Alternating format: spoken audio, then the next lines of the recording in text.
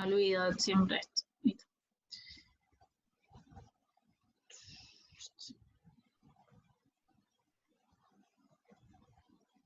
A ver si se pone. Bien. Todo lo que es cirugía Hola, una consulta. Hola. Las grabaciones, ¿a dónde? No te escucho. Las grabaciones las tengo que subir. Las voy a subir a la plataforma. Apenas yo pueda tener tiempo, porque tengo que editar todas las de primero y las de ustedes de segundo. Las van a tener antes del parcial, eso seguro. De estas clases que hemos tenido ahora, las clases del primer cuatrimestre no están todas grabadas. Que sí, las que yo tenga las voy a poder subir, el resto no. Pero de estas últimas dos clases tengo la grabación y la de ahora también. Apenas las pueda editar, se las voy a subir toda la plataforma. En el grupo, me olvidé decirles, si no sé si lo habían visto, que ya está la fecha del segundo parcial. ¿Sí? Entra esta unidad y la que sigue, que sería la 11. No, profe, no he visto la fecha en el grupo de WhatsApp de nosotros. En el grupo de Está WhatsApp, en la descripción. en la descripción están las fechas. Ah, ok. Lo dejé fijo para que no... Después no haya dudas. Gracias, profe. Bien. Las cirugías maxilofaciales, ¿sí? El manejo anestésico de las estructuras maxilofaciales requieren de una evaluación cuidadosa en condiciones sistémicas.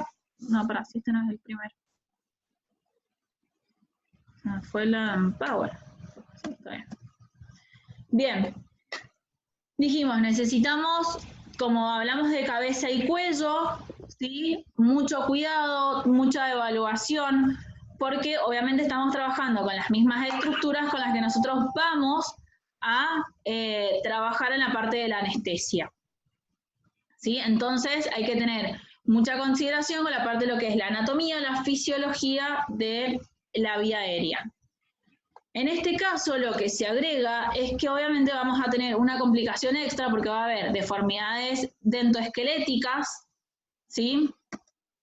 Vamos a tener fisuras del labio palatino, aquilosis de la articulación temporomandibular. Aquilosis es la dificultad o la imposibilidad de la movilización, ¿sí? De la articulación.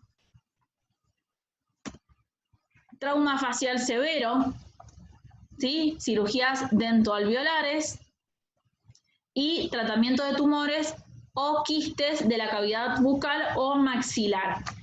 Esto obviamente va a imposibilitar más la intubación, ¿sí? Estos van a ser siempre intubaciones más bien dificultosas. Vamos a tener dificultad en el tema de la ventilación del paciente. Entonces, siempre hay que tener en consideración el tema de una buena evaluación preanestésica, que el anestesiólogo, ¿sí? Lo vea previo, mantengamos un plan anestésico lo óptimo y un plan de emergencia, ¿sí? En este tipo de cirugías no solo hay que tener un plan de anestesia, sino que tener un plan de anestesia de emergencia, porque si se complica, tenemos que saber cómo poder actuar frente a eso, ¿sí? Entonces es como un poco más complicado el tema de la anestesia en este tipo de cirugías. Todas estas cirugías se llaman cirugías ortognáticas, ¿sí? Las cirugías ortognáticas son todas las cirugías que van a combinar la parte ortodóntica, ¿sí? Que hablamos, todo lo que es los dientes, los maxilares, ¿sí? Y todo lo que es la corrección de las deformidades dentoesqueléticas. Esto obviamente está dado para lo que es el reacomodar las estructuras y el esqueleto de la que es la parte del cráneo. La selección del tipo de medicamentos se verá dependiendo del entrenamiento del anestesiólogo y del cirujano, la experiencia clínica del anestesiólogo, ¿sí? Basado en la duración y la complejidad del acto. No todas las cirugías ortognáticas son iguales y no todas la complicación es la misma. O capaz ya no es la primera cirugía si no es la segunda o la tercera, entonces ya hay una corrección previa, lo que permite que la dificultad disminuya, ¿sí? Lo que es la vía aérea. Entonces, todo eso nos va a dar, en realidad, cómo vamos a iniciar esta anestesia, ¿sí? Que tiene que ser un inicio suave, de rápida acción, porque obviamente no tenemos el tiempo para ventilarlo correctamente o para hacer una intubación de secuencia rápida a veces, ¿sí? Entonces, tenemos que ver esto de que de por sí que sea suave, que genere la menor estimulación posible, ¿sí? Pero que sea rápido porque el paciente nos va a desaturar rápido. Tenemos que tener una buena anamnesia intraoperatoria y con periodos cortos de recuperación y los menores efectos indeseables. Estos efectos indeseables obviamente van a ser lo que son las náuseas y los vómitos y el tema de los edemas y las irritaciones extremas de la vía aérea. Obviamente todas estas cirugías, como el paciente va a estar lo que es la parte de del maxilar y de la mandíbula, va a tener efectos adversos, es decir, que va a tener problemas en la deglución, ¿sí? No va a poder tragar, entonces eso indica de que va a poder, a ver, de por sí la deglución no va a poder comer, pero sí puede tragar la sangre porque es una zona muy vascularizada, que ya lo habíamos hablado cuando vimos cabeza y cuello, la parte de amígdalas. Entonces, lo que va a hacer es esto, el tragar sangre, y no lo va a poder contrarrestar con líquidos ni con nada. Entonces, esto va a producir la irritación y los efectos de las náuseas y los vómitos que dijimos que se predisponía cuando tragaban sangre. La alteración en la dieta, ¿sí? Mantienen unas dietas líquidas por mucho tiempo, por eso a estos pacientes se les deja una sonda nasogástrica fija para poder alimentarlos, ¿sí? Y la hipotensión deliberada durante la cirugía, ¿sí? Y obviamente las náuseas y los vómitos postoperatorios, que hay que disminuirlo lo mejor posible. Hay que disminuir en este caso el tema de los opioides que tienden a la generación de náuseas y vómitos o tienen efectos como efecto secundario los náuseas y los vómitos, entonces es ideal el tema de la reducción de los opioides. Bueno. Profe, y en el caso de reducir los opioides, que se combina un opioide con un AINES, por ejemplo, como para... Exactamente. Doloroso. Exactamente, ya vamos a ver que hay una escala del dolor, ¿sí? En donde podemos combinar, ¿sí? Los AINES con los opioides, entonces esto reduce la dosis de opioides. O podemos utilizar los derivados opioides, como el tramadol, ¿sí? Que en realidad esto lo que hace es, tiene un efecto más potente que los AINES, no llega a ser un opioide propiamente dicho, y tiene a su vez menos efectos adversos que la morfina, ponele, o el fentanilo. Entonces podemos utilizar un derivado, ¿sí? Más la combinación de los AINES. Bien, perfecto. Obviamente son cirugías hiper dolorosas. Imagínense que a ustedes cuando les duele una muela, imagínense que te destruyan toda la cara. Por lo consiguiente es muy doloroso, pero bueno, tenemos que evitar todo el tiempo el tema de las náuseas y los vómitos, porque ya vamos a ver que esos quedan con una fijación, ¿sí? Se pone como la ortodoncia, ¿sí? Quedan como los brackets, y en realidad entre bracket y bracket, tanto de la mandíbula superior como de la inferior, están fijadas por alambres. Entonces el paciente no puede abrir la boca en ningún momento. Entonces no puede vomitar porque no puede abrir la boca. Por eso el tema de, ya vamos a ver, manejar mucho el tema de las hemorragias, las náuseas, ¿sí? Por este mismo. Porque la boca queda fijada. No es que solamente le ponen plaquitas, le ponen los brackets y nada más. Queda fijado el maxilar superior con el inferior y el paciente no puede abrir la boca. Se requiere, bueno, una adecuada infiltración anestésica por parte del cirujano para, como les decía, disminuir estas dosis de opioides.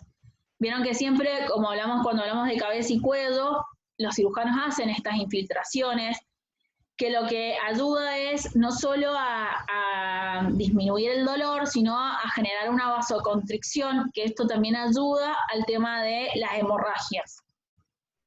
Entonces, bueno, una buena infiltración.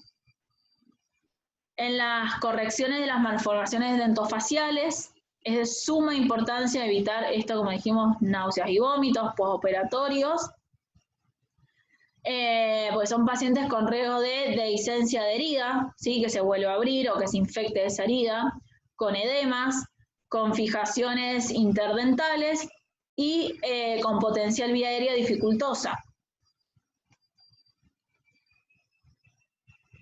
Bien, ¿vamos bien ahí? Sí, profe. Sí, profe. Sí, profe.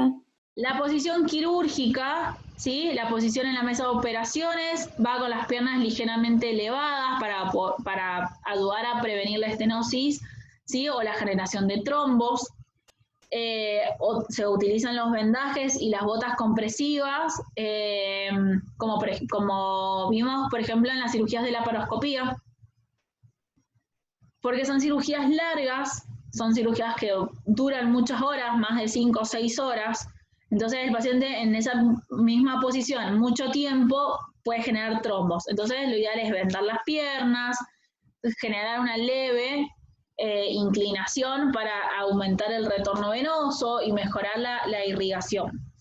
La cabeza también va elevada, ¿sí?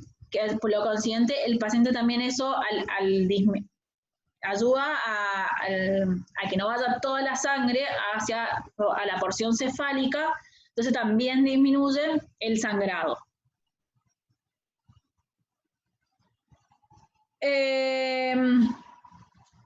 Lo que nosotros estamos utilizando en realidad es el tema de, en este tipo, lo vamos a ver antes que pasemos a lo otro, son las cirugías o las anestesias con hipotensión controlada. ¿Sí? Es una técnica de anestesia para que, en realidad, cuando nosotros lo dormimos al paciente, pretendemos que el paciente esté la mayor parte hipotenso. Al estar hipotenso, no sangra. Entonces, ¿qué pasa? Mejora la visualización quirúrgica, porque al no estar tanto tiempo sangrante, mejora la visualización donde el médico va a operar. Eso disminuye en realidad el tiempo quirúrgico, disminuye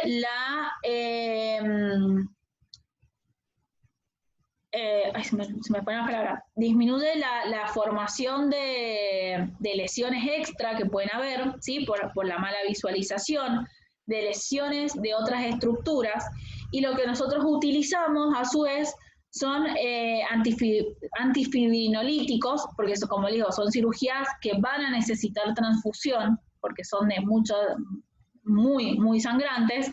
Entonces, para evitar este tema del sangrado excesivo y la reposición de sangre constante, usamos lo que son los antifibrinolíticos. Por ejemplo, el ácido tranexánico. Esto nos va a ayudar a mantener el estado hemodinámico del paciente. Entonces, en realidad, durante toda la cirugía ya van a ver que va a estar hipotenso, va a tener presiones muy bajas. Antes de que termine la cirugía, se hace control de hemostasia, ¿sí? Para ver que no haya quedado ningún vaso abierto o no suturado, entonces, y sangre después en el postoperatorio. En ese caso, ahí nos piden que elevemos la presión del paciente a lo normal. Entonces, cuando se renueva esta presión, ahí ellos pueden hacer el control de hemostasia, que se llama, y evalúan qué tanto es el sangrado que se produce o no, si quedó algún vaso sin cauterizar o si hay que modificar algo, ¿sí? Entonces, de por sí, este tipo de cirugía se hace con una hipotensión controlada, ¿sí? Sí, profe. Bien. Lo otro que les decía es muy importante la evaluación preanestésica, ¿sí? Que nos va a ayudar a esto, a ver qué otras patologías puede llevar a tener el paciente, qué edad tiene, y en base a eso podemos ver si en realidad podemos manejar esta anestesia con una hipotensión. Porque si es un paciente que ha tenido un infarto previo o que tiene algún daño cardiovascular o alguna otra alteración, esto no se va a poder hacer, ¿sí? Porque lo que vamos a hacer es forzar más el corazón y vamos nosotros a generar un daño. Entonces, lo ideal es, por eso es importante la evaluación preanestésica para ver el estado del paciente y ver cómo es el plan, si se puede llevar a cabo este plan anestésico. La temperatura corporal, indistintamente de esta cirugía, es muy importante para todas las cirugías, que ya lo vamos a ver en la unidad que sigue, ¿sí? Lo que es la termorregulación. Porque en realidad la hipotermia lo que va a hacer es aumentar los niveles de epinefrina y eso produce una vasoconstricción significativa. A su vez, aumenta las cifras de tensión arterial, ¿sí? Entonces, ¿qué pasa? El paciente va a tender a sangrar más en el intraoperatorio, que es lo que nosotros no estamos buscando. Entonces,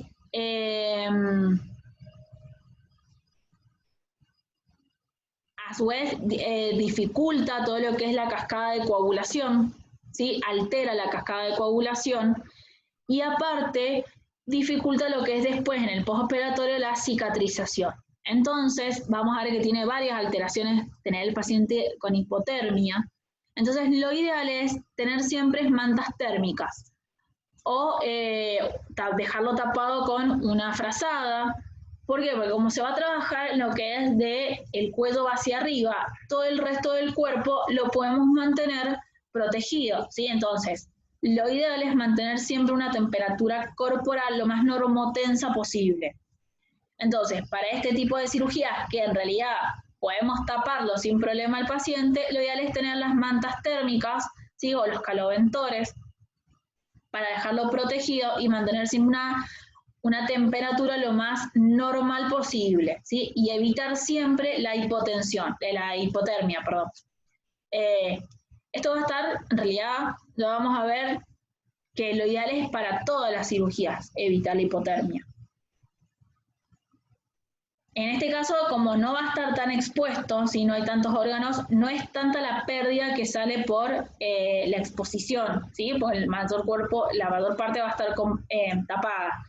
Pero acuérdense que los quirófanos mantenemos una temperatura bastante fría y el paciente ya con el solo hecho de estar en una anestesia genera un descenso de la temperatura, ¿sí? Corporal. Entonces tiende a estar en una hipotermia.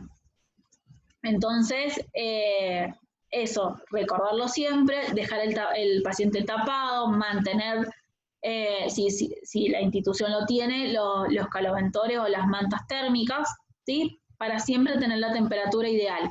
Las soluciones entibiadas, que eso también ayuda a que por parte sistémica vaya, ¿sí? Manteniéndose la temperatura. ¿Cómo les digo para esto? Para que no haya, porque nosotros estamos, por un lado, generando una hipotensión, ¿sí? Con las drogas, por el otro lado me genera una hipertensión por la vasoconstricción que genera la hipotermia. Entonces también ahí tenemos como una asincronía del sistema cardiovascular que tampoco está bueno, ¿sí? Entonces, bueno, lo ideal es que el paciente esté lo más estable posible. Dentro de lo que son los aspectos generales de la cirugía, ¿sí? Se va a hacer una asepsia de toda la cara. Lo ideal es, o lo menos tóxico, es el Pervinox o el alcohol yodado. Lo que hay que tener muy en cuenta es el tema de los ojos, ¿sí? La protección de los ojos, la conjuntiva y la córnea, para evitar estas abrasiones corneales, ¿sí? Y podemos dejar ciego al paciente. Entonces, esto no solo es responsabilidad del servicio de anestesia, sino que también es muy importante y que el cirujano tenga la responsabilidad de la precaución cuando hace la asepsia de la cara, ¿sí?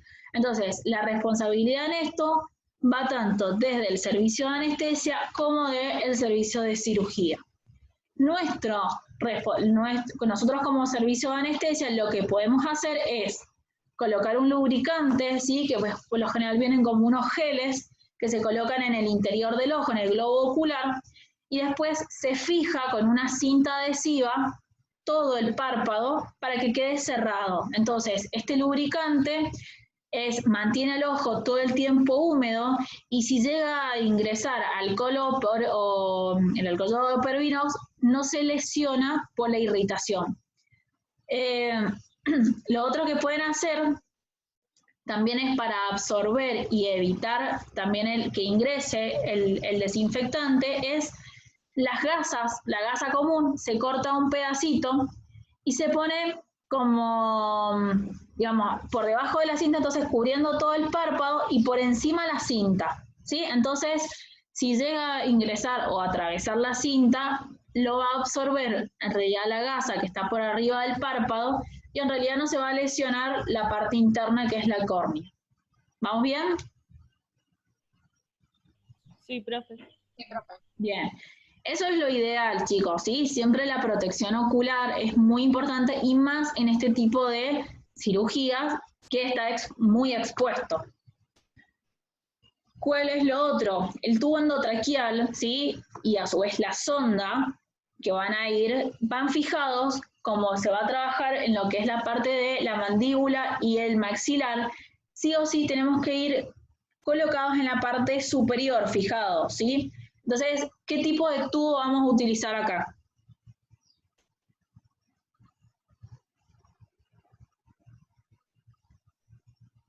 Dentro de los tubos endotraqueales. ¿Qué clase? El espiralado. Bien, ¿sí? Tubos espiralados, sí o sí, porque van a ir doblados, ¿sí? Van fijados en la parte de la frente. Entonces, en este caso, lo que es la fijación, como no puede haber nada, ¿sí? No puede haber una gasarrollo, no puede haber cinta, lo que se hace es hacer una fijación, como la intubación va a ser nasotraqueal, lo que se hace es colocar un punto, ¿sí? Se fija con un punto a la nariz, ¿sí?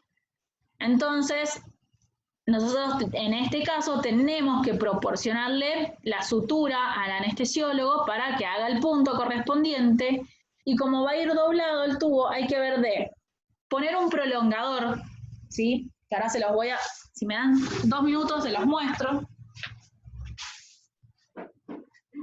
Prolongador de tubo, ¿para qué? Para que la conexión, ¿sí? No quede del corrugado, no quede tan cerca del tubo endotraqueal. Eso permite disminuir en realidad los riesgos de desconexión. Ahora sí, a ver. Mira.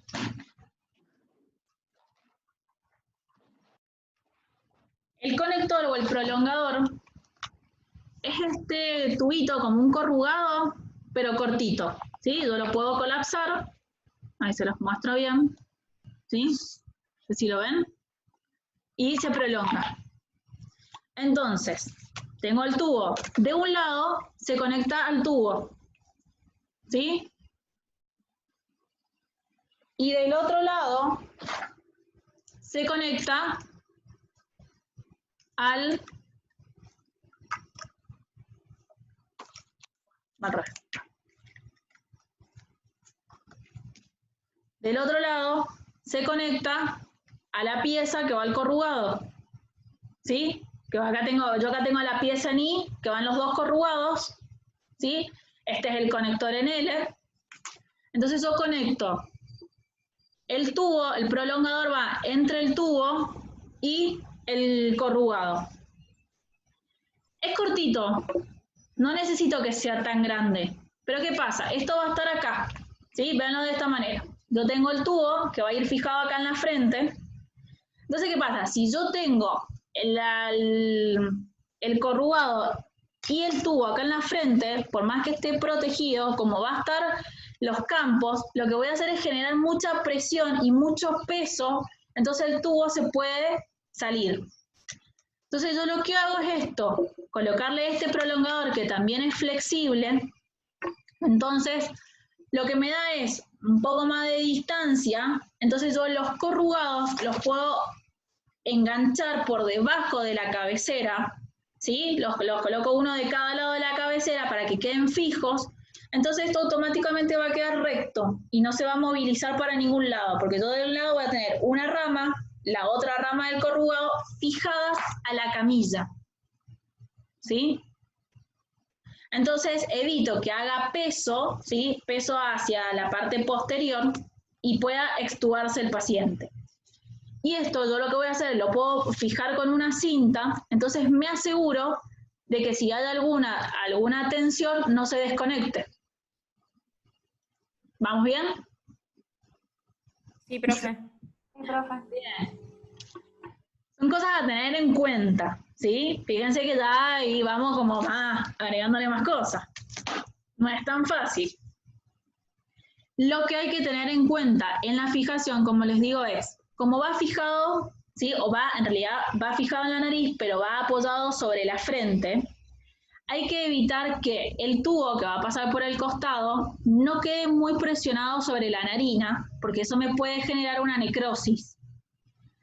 A su vez, hay que evitar, ¿sí?, de que quede apoyado en la frente. Entonces eso lo que vamos a hacer es colocar o una compresa de tela, una gasa, algo bien acolchonado en la frente, ¿sí?, para que me quede el tubo sobre eso.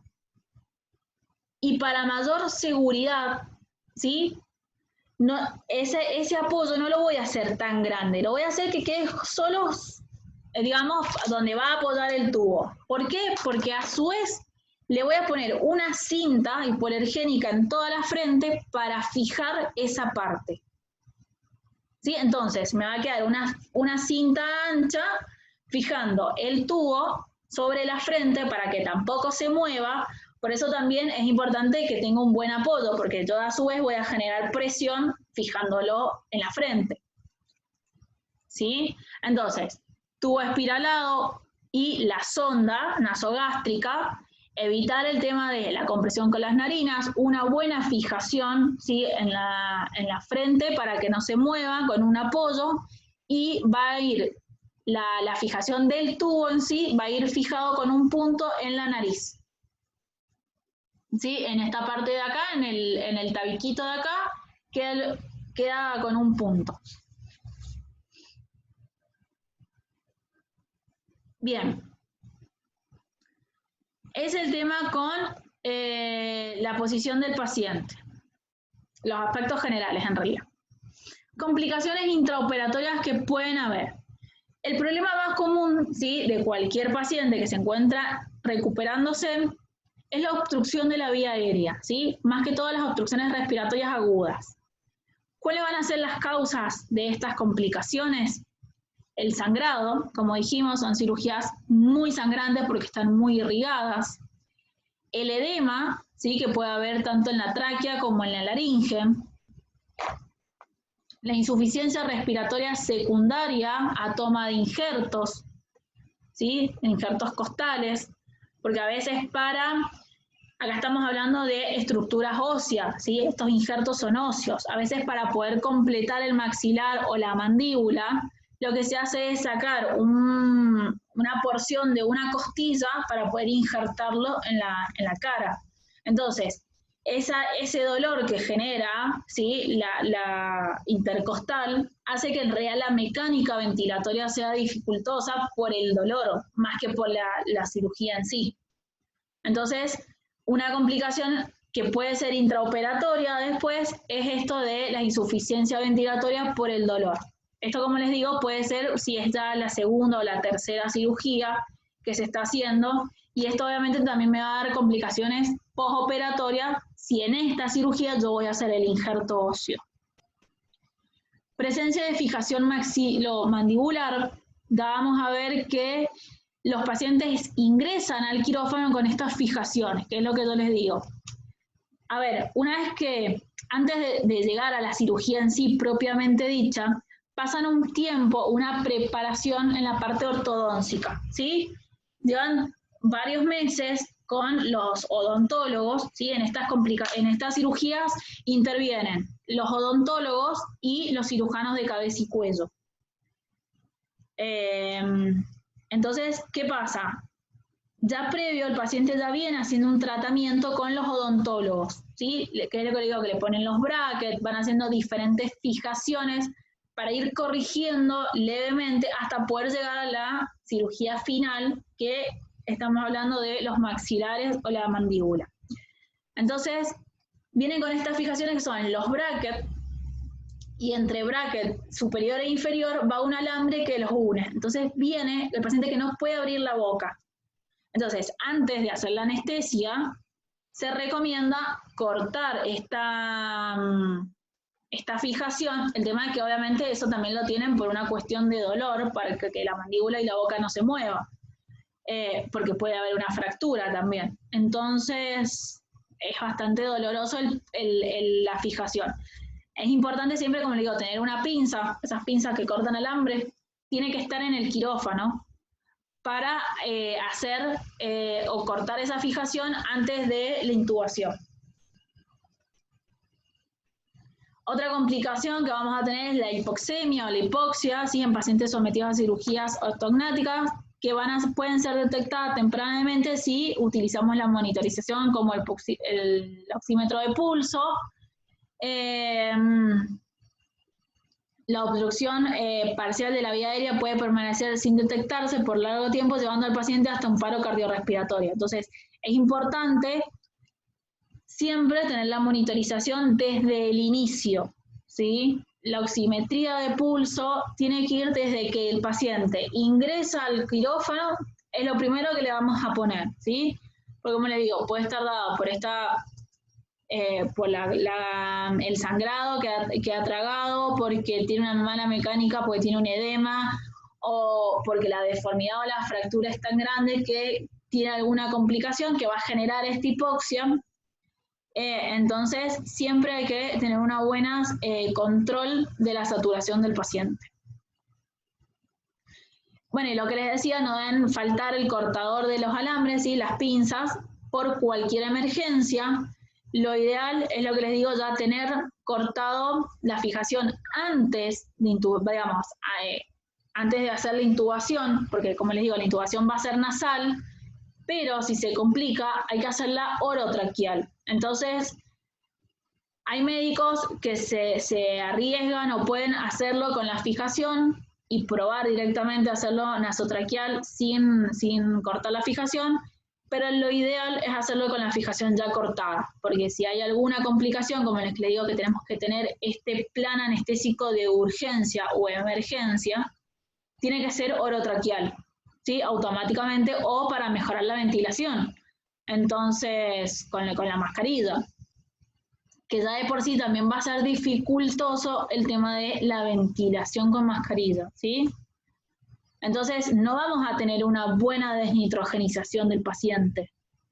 Entonces, eso nos disminuye el tiempo de apnea, y ya vamos a ver que todas las intubaciones nasales son de larga duración, ¿sí? Una intubación nasal no se puede considerar como inducción rápida. Entonces,